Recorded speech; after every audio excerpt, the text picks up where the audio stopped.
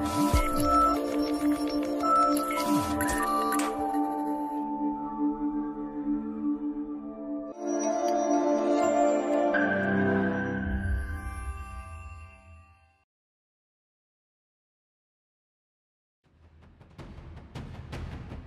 alaykum aziz qarindoshlar. Mush vaqtlar xayrli bo'lsin. Biz bugungi darsimizda bu nigimiz.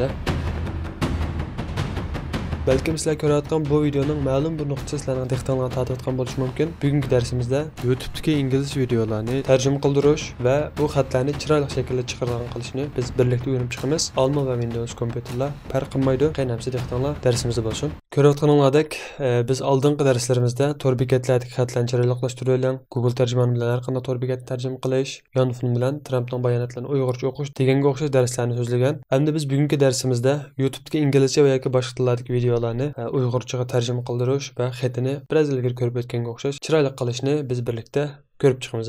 Ko'rib chiqishdan ilgari darslarimizdan biri bo'lgan tor bekatlardagi xatlarni chiroyliqlashtiring degan bu darsimiz orqali tor bekatlardagi xatlarni mana shaklda chiroyli qilib olinglar. Chiroyli qilgandan keyin tarjima qilishni biz birlikda ko'rib chiqamiz. Qarasanglar, biroz ilgari baksatda hozir shunday chiroyli qoldi mana. Qarasanglar, bu yerda alt yozi deb beryapti, ya'ni xatlik filmlarningki ostida xat chiqadi-ku, shunga o'xshash. Oldi bilan buni bosamiz. Bosgandan keyin mana shaklda chiqadi mana.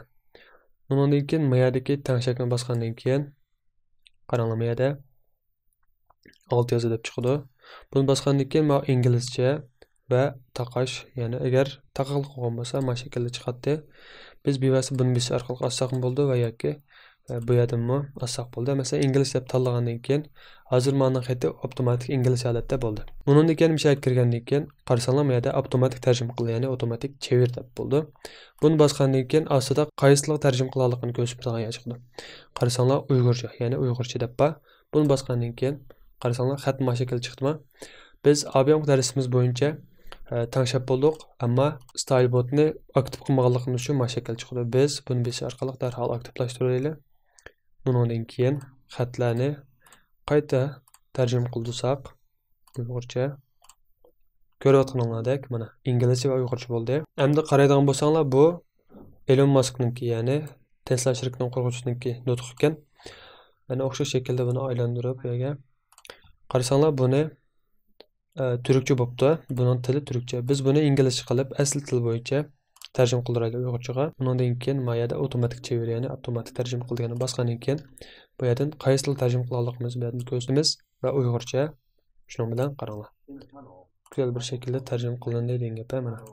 Bu tarjima qilishninki asosi faqat xat kirgizilgan va yoki inglizchadan avtomatik hosil qilingan xat bo'lgandan keyin uni tarjima qila oladi. Bo'lmasa ba'zi turkcha narsalarni tarjima qila olmaydi. Buningki avtomatik xati kirgizilgan bo'lsa tarjima qila oladi, bo'lmasa tarjima qila olmaydi. Masalan, mana bosgandan keyin bu videoningki tekstini bu shaklda kirgizilgan gap. Lekin buning ichida bo'lmaganlik uchun, hech qanday tilga bo'lmaganlik uchun tarjima qildira olmaymiz degan gap. Endi masalan yana davomli qaraydigan bo'lsak, buning kelib qarasanglar, alt yozi va bu yerda seçeneklar deb bor. Yani bu yerdagi yozuv tipi, ya'ni xat nusxasini debdi. Biz bu yerga chekilmaymiz, chunki uyg'ur xatni go'zal bir shaklda chiqadi. Bundan keyin bu yozuvninki, yoki xatning cho'ngchilikka qaranglar.